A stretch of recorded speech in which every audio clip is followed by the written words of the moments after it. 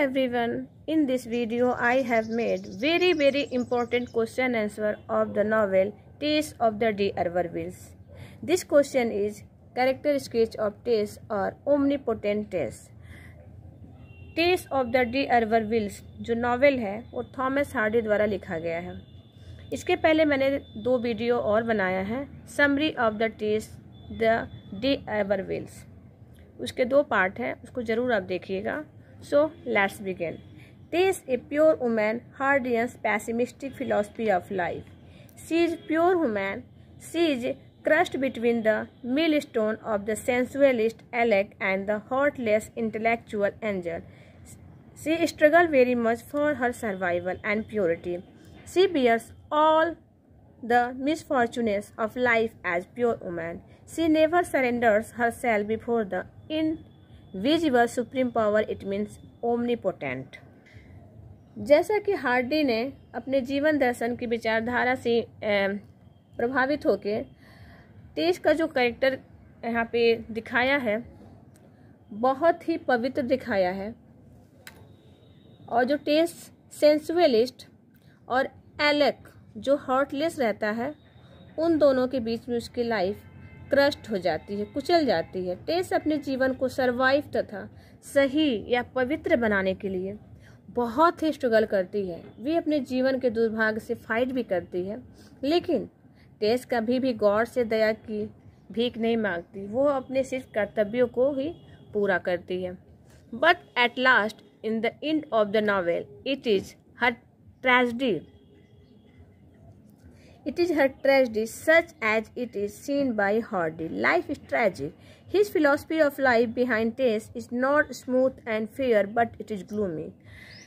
और जैसा कि नावल के अंत में टेस की जो लाइफ है ट्रेजेडी दिखती है, पूरी तरह से tragedy.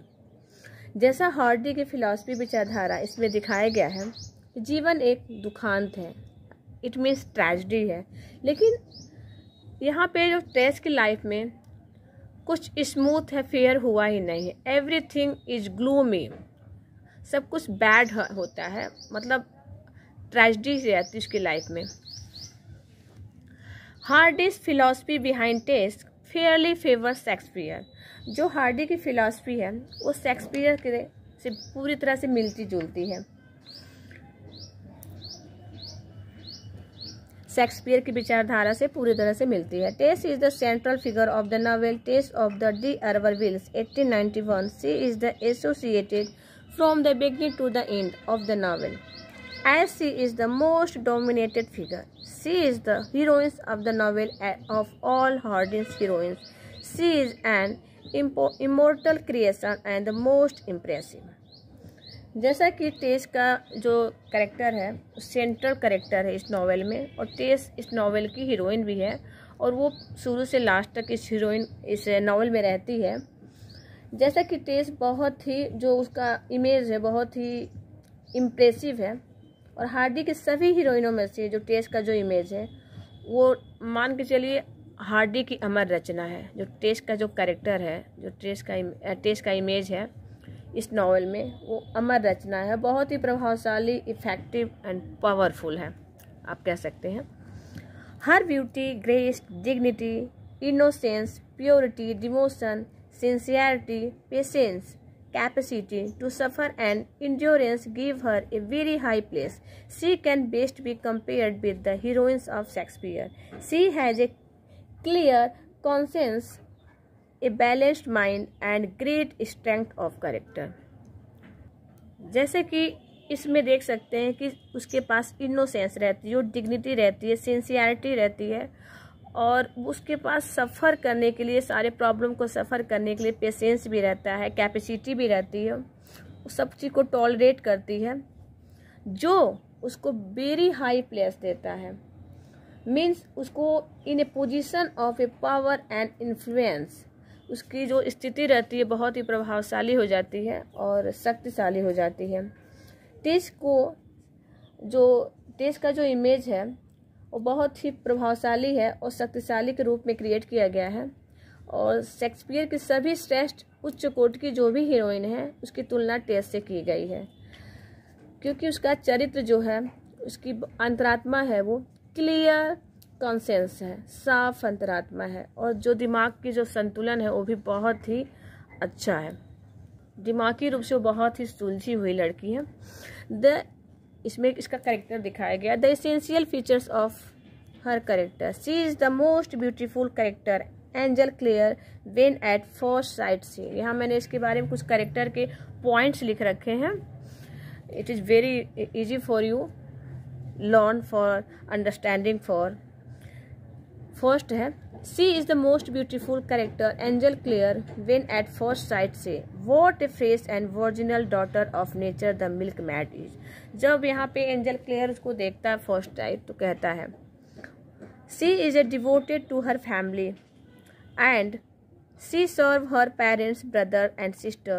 When Prince, the sole breadwinner of the family, dies, she takes the entire blame on herself. When she is asked to go to Trantries, she says, जब उसके फैमिली का जो घोड़ा रहता है, ब्रेड विनर रहता है, मतलब जो आय का स्रोत रहता है, उसकी फैमिली का खर्चा चलता है, वो जब मर जाता है, उसके घोड़े का नाम रहता है प्रिंस, तो सारा ब्लेम अपने आप लेती है और कहती है मैं ही इसकी जिम्मेदारी निभाऊंगी। और क्या कहती है, कोटेशन मैंने लिखा है, it is for you to decide, I kill the old horse and I ought to do something to get a new one. She was a lovable girl, there are something in her nature which compelled attention, admiration and respect. बहुत ही प्यारी लड़की रहती है, वो इतनी attractive रहती है, जब भी कोई उसको देखता है तो उसको बिना प्रशंसा किए नहीं रह पाता है और उसका अटेंशन अपने आप खींच जाता है उसकी तरफ, उसके नेचर से, उसकी ब्यूटी से, उसकी डिग्निटी से। All this things attracts everyone. At Trantridge Alec also realize that Tess was a girl. जब वो ट्रेंट्रीज में एलेक भी उसको देखता है तो कहता है mighty sensitive for a cottage girl. She is a simple country girl but has self respect. वो बहुत ही सिंपल सा लड़की रहती है, कॉमन सी गांव की, लेकिन वो आत्मसम्मान से भरी हुई रहती है। She is A true and devoted lover, she has suffered and सेक्रीफाइड in love. जैसा कि नॉवल में देख सकते हैं, वो अपने लव के लिए, चाहे लवर के लिए, कितना सेक्रीफाइस करती है, कितना सफ़र करती है। She is a virtuous and a pure woman too. और लास्ट में कह सकते हैं she is a pure woman too. उसके डिमेरिट्स क्या हैं, Tess is highly emotional and sentimental, Hardy himself calls her.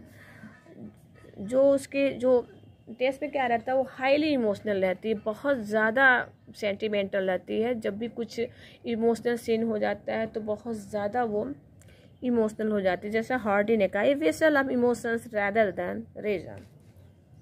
When Angel deserts her, he gives her some money. She is so sentimental that she does not want to spend those coins. The best example of her sentimental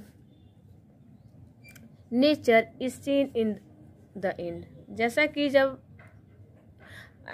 angel उसको छोड़ के जाता है तो उसको कुछ पैसे देता है, तो वो इतनी इमोशनल होती है कि उस सारे कॉइन्स जो होते हैं उठा के रखी रहती है। इवन जब उसको ज़रूरत होता है तो भी वो खर्च नहीं करती है। और बेस्ट एग्जाम्पल तब होता है उसकी इमोशनल सीन का कि जब वो एंजल उसको लेने आता है तो वो इतनी इमोशनल हो जाती है दोबारा एंजल, तो वो गुस्से में आके एलेक को मर्डर कर देती है। और again when she leaves the house in which both Angel and she passed a few happy days of their life together before she is arrested, she says. जब वो मर्डर करके भागती है छुप के, एंजल क्लियर के साथ छुपती है, तो उसके साथ कुछ टाइम स्पेंड करती है, उसको बहुत ही अच्छा लगता है। कहती मेरी लाइफ का सबसे अच्छा डे था। और जब अरेस्ट होने से पहले कहती है happy house good bye. There is in fact something of a paradox here, tragedy is to considerable extend the product of Hardy's philosophy. She is a tragic figure not because she possesses some fatal fate in her character, but because her sensitivity, integrity and essential purity cannot possibly stand up against the blind operation of the universe. यहाँ पे आपको टेस के character में paradox मिलेगा। यहाँ पे टेस का जो ट्रेजेडी है वो हार्डी की फिलॉसफी थॉट से बहुत ही ज़्यादा इम्प्रेसिव है। टेस के दुख का कारण उसका फैटल फैट होता है, फैट नहीं होता है, बल्कि टेस बहुत ही संवेदनशील, इमोशनल है, प्योर है। वह लड़की रहती है, कभी भी नेचर और यूनिवर्स के अगेंस्ट वो नहीं जाती है, वो बहुत ही ऑनेस्ट रहती है अपने कैरेक्टर को लेके। Tess is also a victim of stupidity and cruelty of the moral code of the day and the economic and social elements play their parts as well. Tess अपनी लाइफ में किसी न किसी की विक्टिम होती है, कभी स्टुपिडिटी की, तो कभी क्रुएल्टी की, तो कभी इकोनॉमिक की, तो कभी सोशल एलिमेंट्स की। किसी न किसी की वो शिकार हो जाती है अपनी लाइफ में, जो उसकी ट्रेजेडी का और दुख का कारण होता है। In the returns of the nature character, nature and the elements of chance almost equally contribute to the tragedy. In Tess, the character of the heroines is responsible for the tragedy to a much lesser degree than other causes. Tess की जो tragedy में है, nature का जो elements है, chance है, लगभग सभी कुछ जिम्मेदार होते हैं उसके ट्रेजेडी के लिए। यहाँ तक कि उसका कैरेक्टर भी रिस्पॉन्सिबल है फॉर ट्रेजेडी के लिए। और जो उसका इमेज हो बहुत ही विशिष्ट है, श्रेष्ठ है। स्पेशली टेस का जो इमेज है वो एक प्योर वुमेन के रूप में ही प्रतिष्ठित किया गया है। Commenting on the character of Tess, यसी Duffin writes, among Hardy's women, Tess Durbeyfield claims attention first not only by reason of popularity but more specially in that her creator distinguished by the appellation of a pure women. Appellation means होता है जो उसका पदवी होता है, वो प्रतिष्ठित होता है, ऊंचा होता है और बहुत ही श्रेष्ठ दिया गया है एज ए प्योर वुमेन का।